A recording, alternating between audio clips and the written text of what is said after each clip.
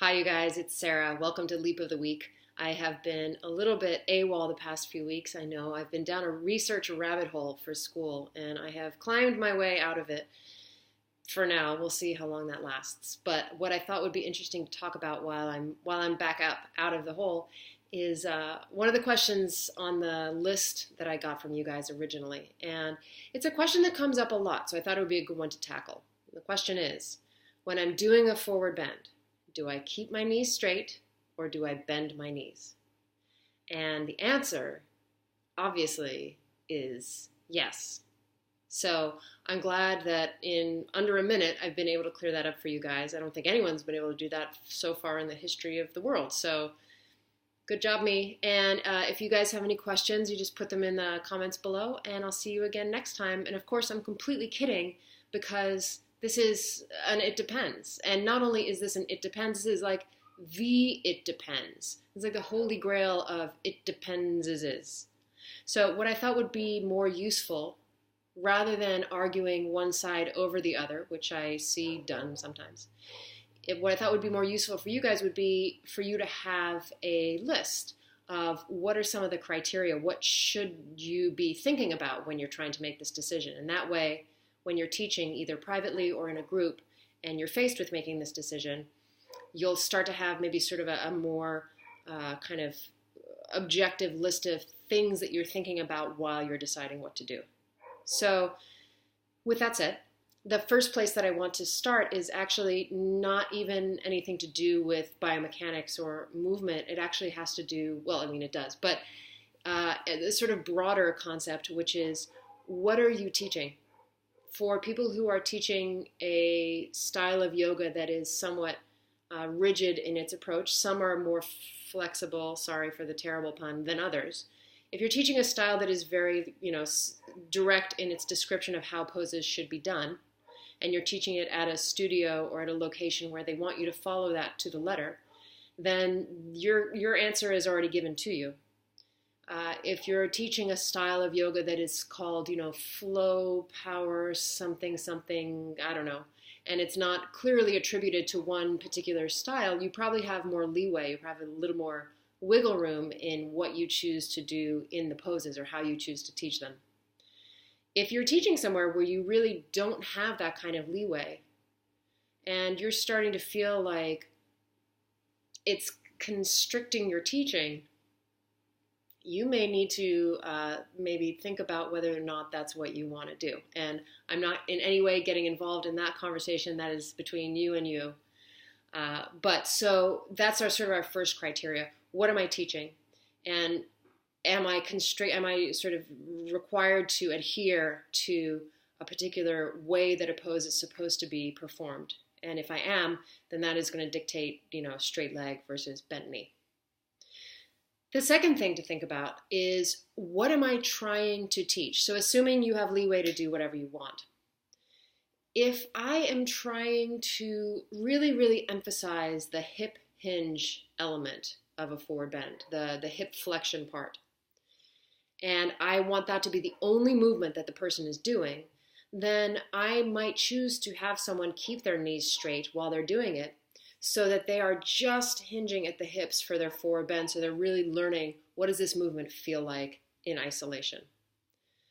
However, with that said, you may have people in your class or that you're teaching privately who, when you're trying to teach them that isolated movement, because of the tension of the tissues along the back of their body, in particular their hamstrings and maybe their lower back, is not going to actually permit them to get very far in that hip hinging movement.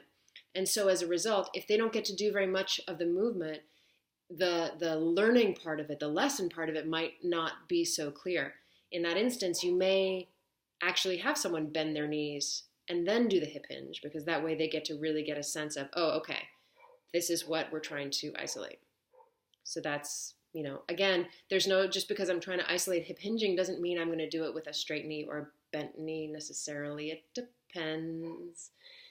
Every time I say it depends, you should take a shot.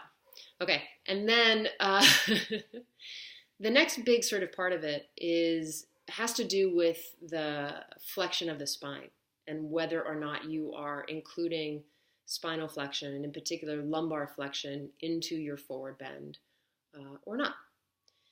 For some people, as previously mentioned, it's not going to be possible for them to do very much hip flexion with their knees straight. And if creating a bent knee is not permitted, they are going to have to create their bend somehow, and so it's very likely going to be coming from their spine somewhere. So if you are trying to teach a neutral spine or a flat back movement, again, you may need to have a person keep their knees a little bit bent so that they can achieve that, so they don't end up using their spine. With that said, within the world of yoga, I feel like there is a huge emphasis on this kind of flat back idea, to the point where we've almost gotten afraid of lumbar flexion, and then some of us are not even very good at it anymore, which is, I include myself in that. So it might be useful to actually make your forward bend be about finding true lumbar flexion in some way. And whether or not the person's knees are bent or straight might depend just on their actual level of comfort, if that's the thing that you're trying to teach, right? So I guess our criteria so far is, what's the dogma that you have to work under? What are you trying to teach in the movement? Am I trying to just isolate this hip flexion movement, or am I not? What are my spine thoughts here? What am I trying to do with this person's spine? What am I trying to achieve?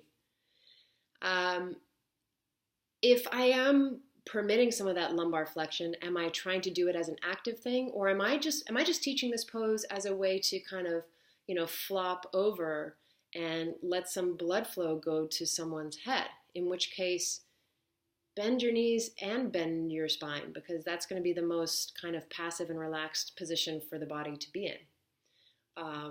Are they learning any sort of particular mechanics of movement that way? Probably not, but maybe that's not your goal in the movement, right? In that moment.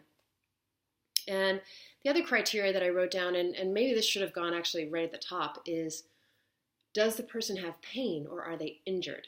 And depending on yes or where, that's also going to influence your cueing. If I have someone who I know has an active hamstring injury, I'm probably not going to make them do a forward bend with straight legs, maybe, but it depends, because it depends on so many things. But generally, that would not be like my go-to for that person. I might, depending on the level of their injury, I may not even have them be forward bending, period. We might be doing something else completely different. Or if I have someone who I know has a disc injury in their back, generally speaking, lumbar flexion is not the greatest for somebody with a disc injury. So maybe I'm going to be concentrating on the spinal part of it for them, and that might mean they have to bend their knees so that they don't round their back, right? So I guess the big sort of takeaway that I'm trying to impart is you need to really look at the whole picture of the person in front of you, what you're trying to teach in that moment. Make sure it's safe for that person in that moment, that it's not injurious or that it's not creating more pain for them.